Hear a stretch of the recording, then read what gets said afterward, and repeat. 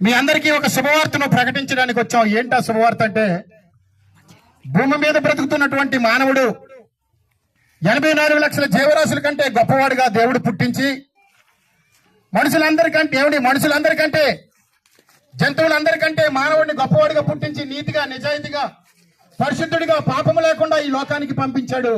కానీ మానవుడు వివిధ తంత్రాలు కల్పించుకొని పాపమనే మాయలో పడిపోయి దేవుడికి దూరం అయిపోయాడు.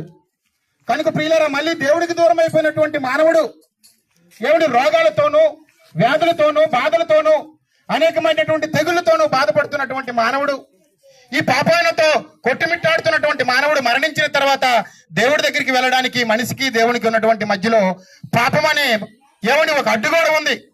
మరి అడ్డుగోడను తీసివేయడానికి మరి పాపానికి మందు ఎక్కడ దొరుకుతుంది? భూమి మీద ఉన్నటువంటి మార్కెట్లో చూస్తే ప్రియులారా, మనిషికి ఉన్నటువంటి శరీరానికి, జబ్బుకున్నటువంటి ప్రతిదానికి దేవుడు ప్రకృతిని కలిగించినప్పుడే జబ్బులకి మందులనే పెట్టాడు. కానీ పాపమనే వ్యాధికి, పాపమనే రోగానికి మందు దొరకకపోవడం వల్ల మానవుడు దేవుడిని చూసే మార్గాన్ని తప్పిపోయాడు. కనుక మళ్ళీ దేవుడు ప్రేమించి తన ప్రియ కుమారుడైన యేసుక్రీస్తు అని లోకానికి పంపించి, తల్లులారా, అమ్మలారా, నువ్వు నేను చేసిన ప్రతి పాపానికి సిలువలో బలి చేసి ఏ పాపం చేయనటువంటి పరిశుద్ధులైన యేసుక్రీస్తు వారి రక్తాన్ని చిందించి, నువ్వు నేను చేసిన పాపపు తలంపులతో ఆయన తలకు మొండ్ల కిరీటం పెట్టారు. నువ్వు నేను పాపం వైపు నడిచే తన కాళ్ళకు మేకలు కొట్టారు. నువ్వు నేను చేతితో చేసిన ప్రతి పాపానికి తన చేతులకు మేకలు కొట్టారు. ప్రియులరా, ఇది మతము కాదు, కులము కాదండి. నువ్వు నేను చనిపోయిన తర్వాత సాక్షాత్తు దేవుడుండే లోకానికి, స్వర్గానికి, ఆ వైకుంఠానికి చేరాలంటే భూమి మీద ఉన్నప్పుడే పెద్దలకు మాట చెప్పారు, దీపం ఉన్నప్పుడే ఇల్లు చక్క పెట్టుకోవాలట. ప్రాణం ఉన్నప్పుడే నిజమైన దేవుడిని తెలుసుకోవాలి. ఏవేవో మార్కెట్లోకి వెళ్ళినప్పుడు చూడండి, ఒక వస్తువు కొన్నప్పుడు ప్రతిది కూడా మంచిది కొనాలని ఆశపడతాం. ప్రతిది కూడా మంచిది, మేలైనది కావాలని ఆశపడతాం. ఒక ఫ్యాన్ కొన్నప్పుడు గానీ, ఒక టీవీ కొన్నప్పుడు గానీ ప్రతిదీ మేలు గురించి ఆలోచిస్తున్నటువంటి మానవుడు చనిపోయిన తర్వాత మరొక లోకం ఉందండి. ఈ లోకము, భూలోకానికి వచ్చిన మనము చనిపోయిన తర్వాత 2 లోకాలు ఉన్నాయి. ఒకటి పరలోకం అయితే, రెండవది పాతాళము, నరకము, అగ్నిగుండము. పరలోకము, వైకుంఠములో ఎవరుంటారంటే దేవుడు ఉంటాడు, పరిశుద్ధులు ఉంటారు, నీతిమంతులు ఉంటారు. కానీ ఇంకొక లోకం ఉందో చూసారా? నరకం అనే లోకం. అది భూమి మీదకి వచ్చినటువంటి మనుషులు భూమి మీద ఉన్నప్పుడే పాపము చేసి నచ్చినట్లు బ్రతికి దేవుడిని పట్టించుకోక జీవించినటువంటి మానవులందరూ నరకం అనే జైల్లోకి వెళ్తారు. మనకు భూమి మీద ఉన్నప్పుడు జైలు ఉందో చూడండి. మర్డర్ చేసినోళ్ళు, రేప్ చేసినోళ్ళు, అన్యాయంగా, అక్రమంగా బ్రతికే వాళ్ళందరినీ ఎలాగైతే చట్టము జైల్లో పెడుతుందో, పాపము చేసిన వారిని, ఈ భూమి మీదకి పంపించినటువంటి దేవుడిని నమ్మని వారిని దేవుడు ఏర్పాటు చేసినటువంటిదే నరకం అనేది, జైలు అండి అది. ఆ పాతాళానికి వెళ్ళిపోయిన వాడు మళ్ళీ అన్నడు తిరిగి రాడు. ఈ భూమి మీద నువ్వు జైలుకి వెళ్తే బెయిల్ మీద 90 రోజుల తర్వాత మర్డర్ చేసినా 90 రోజుల తర్వాత బెయిల్ పెట్టుకుని బయటికి రావచ్చు. ఇక్కడ మళ్ళీ నీ గృహంలో, నీ ఊరిలో తిరగొచ్చు. కానీ చనిపోయిన తర్వాత ప్రియులారా, ఆత్మకు చావు లేదు. ఈ శరీరం అనేది అందరికీ చచ్చిపోతే ఒకరోజు పాతి పెట్టేస్తారు, శ్మశానానికి వెళ్ళిపోద్ది. కానీ మనలో ఉందో చూసారు, ఆత్మ అంటారు, చిలక అంటారు, దీనికి మరణం లేదు. ఆత్మ దేవుడు ఇచ్చాడట. ఈ లోకంలో ఉన్నటువంటి మానవుడిని పుట్టించినప్పుడు శరీరానికి దారిగా ఉన్నటువంటి మానవుడిని మట్టితో చేసి జీవవాయువుని ఊదాడట. ఆ జీవవాయువు అదే ఆత్మ. ఆ చిలక ఆత్మ ఉండబట్టే నా నోరు పనిచేస్తుంది, నా చేతులు ఊగుతున్నాయి, నా కాలు పనిచేస్తున్నాయి అంటే నాలో ఆత్మ ఉంది. ప్రియులారా, ఈ ఆత్మ ఒకరోజు చావుతో ఎడబట్టిపోద్ది. ఈ దేవుడిచ్చినటువంటి ఆత్మ దేవుడి దగ్గరికి వెళ్ళిపోద్దట. ప్రతి ఒక్కరిది దేవుడి దగ్గరికి వెళ్తుంది.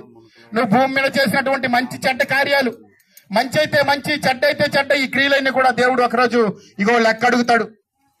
యేసుక్రీస్తు వారు త్వరలో రాబోతున్నాడు. తల్లులారు, అందుకని మీ ప్రాంతానికి ఎందుకు వచ్చామంటే శుభవార్త అన్నమే. ఏంటనుకుంటున్నారు? ప్రమాదం అనేది పొంచి ఉంది. ఈ లోకం అనేది అంతమైపోతుంది, మనుషులందరికీ చావు ఉంది. అందుకనే తెగుళ్ళు, రోగాలు, తుఫానులు, భూకంపాలు వస్తున్నాయి.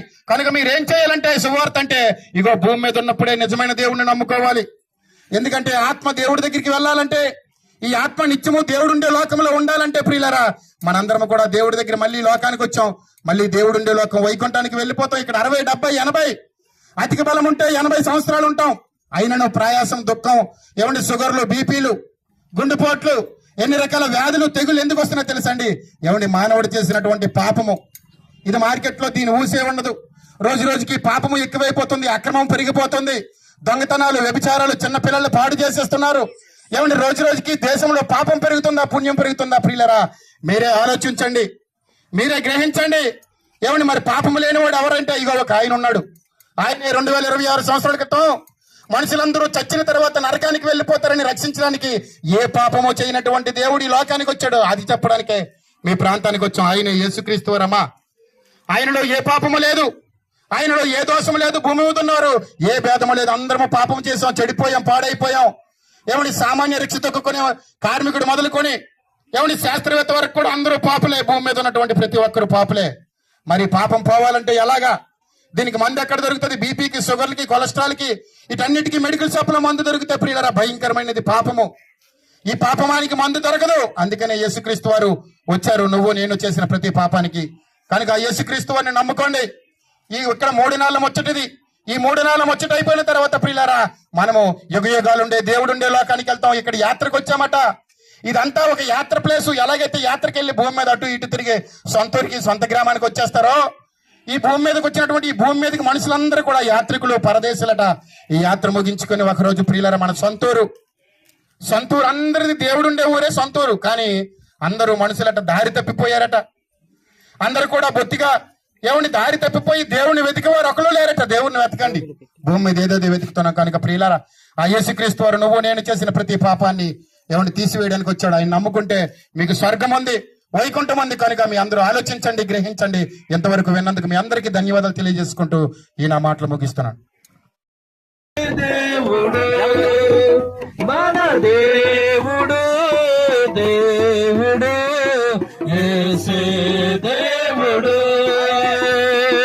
తరతరాలలో, యుగ యుగాలలో, జగ జగాలలో దేవుడు, దేవుడు యేసే దేవుడు. మన దేవుడు, దేవుడు అందరము యేసే దేవుడు.